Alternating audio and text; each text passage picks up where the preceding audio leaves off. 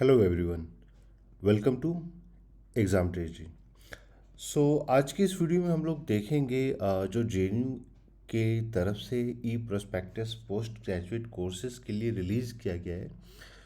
तो उसके लेकर और अगर आप CUET का इंफॉर्मेशन बुलेटिन देखते हैं तो थोड़ी सी डिस्क्रिपेंसीज है in terms of exam pattern को लेकर।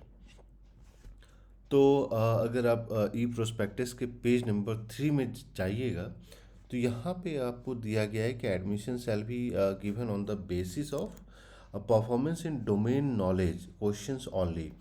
This means 100% weightage to part B, that is 75 domain knowledge questions. जैसा कि आप जानते हैं जेएनयू के पेपर को या फिर आप बोल सकते हैं जो एनटीए जो एग्ज़ाम कंडक्ट कराएगी उसको दो पार्ट में डिवाइड किया गया है, 25 एंड 75। 75 आपका डोमेन स्पेसिफिक होगा और जो 25 है वो आपका जनरल टेस्ट काइंड ऑफ होगा। और जेएनयू ने ये बोला है कि जो 75 क्वेश्चंस हैं उन्हीं को ये जो है 100% वेटेज देंगे, यानी इन द सेंस कि जो भी आपके स्कोर्स होंगे वो 75 क्वेश्चन के बेसिस पे ही आपका स्कोर जो है, जो जो भी आप स्कोर डिसाइड करते हैं उसी की स्कोर के बेसिस पे आपको एडमिशन होगा। और ये 75 के अलावा ये जो 25 है जनरल टेस्ट उसके बेसिस पे नहीं होगा। लेकिन अगर हम लोग मान लीजिए जो एनटीए के द्वारा जो CUET के वेबसाइट पे जो आपको इंफॉर्मेशन बुलेटिन मिलता है उसमें अगर आप जाते हैं तो इसमें आप देखिएगा कि आपका तो कोर्स नंबर है 42, पीजी क्वेश्चन पेपर 42, बेसिकली 42 आपका ये कोर्स नंबर है for political science, international relation, PISM और पब्लिक एडमिनिस्ट्रेशन। ठीक है। अब यहाँ पे अगर आप देखते हैं तो ये एग्ज़ाम का दिया गया है pattern 1, 25 general plus 75 domain specific knowledge questions.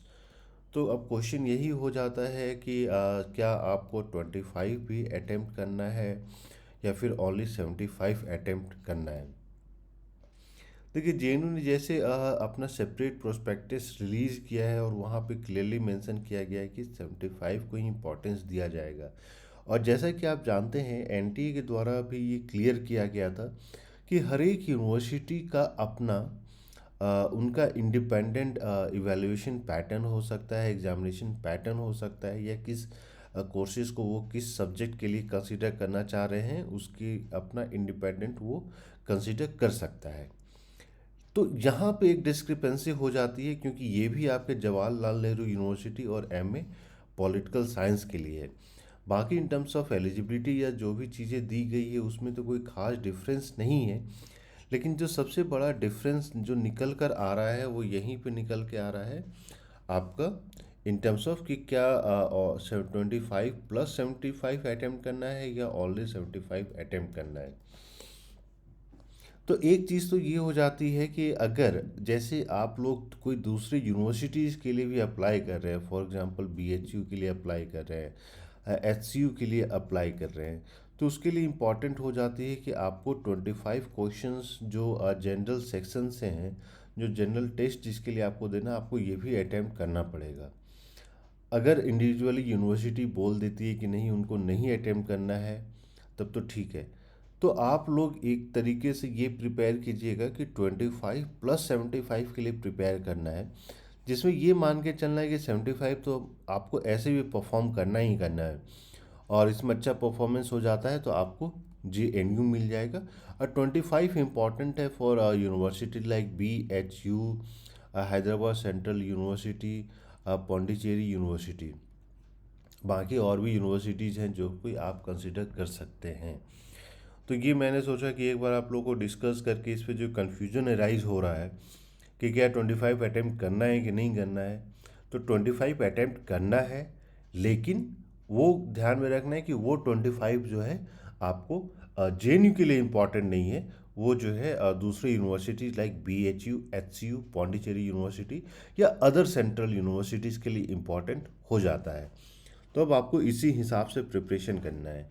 और ऐसे भी देखिए 75 क्वेश्चन जो आपसे पूछे जाएंगे डोमेन स्पेसिफिक, उस पर तो आपको 100% ध्यान देना ही देना है।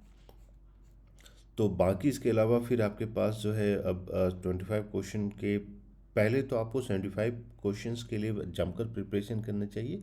अब बाकी बचे जो सेक्शंस होते हैं, जैसे जो 25 क्वेश्चंस में जो अलग अलग टॉपिक्स हो जाते हैं, आप उसमें प्रिपेयर कर सकते हैं। और एग्ज़ाम ट्रेजरी की तरफ से ये 25 प्लस 75 के बेसिस पे हम लोग जो है टेस्ट सीरीज लॉन्च करेंगे।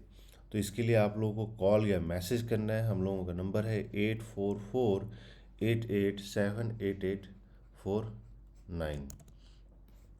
और टेस्ट सीरीज बाकी अब देखिए ये हो जाती है कि जब भी आप प्रिपेयर करें तो कोशिश कीजिए कितने ज़्यादा से ज़्यादा क्वेश्चन बैंक सॉल्व कर सकें, कि प्रीवियस पेपर्स अगर अलग अलग यूनिवर्सिटीज़ के आप सॉल्व कर पाएँ तो आप सॉल्व कीजिए। और कोई स्पेसिफिक क्वेश्चन है तो आप लोग कॉल या मैसेज करके भी पूछ सकते हैं।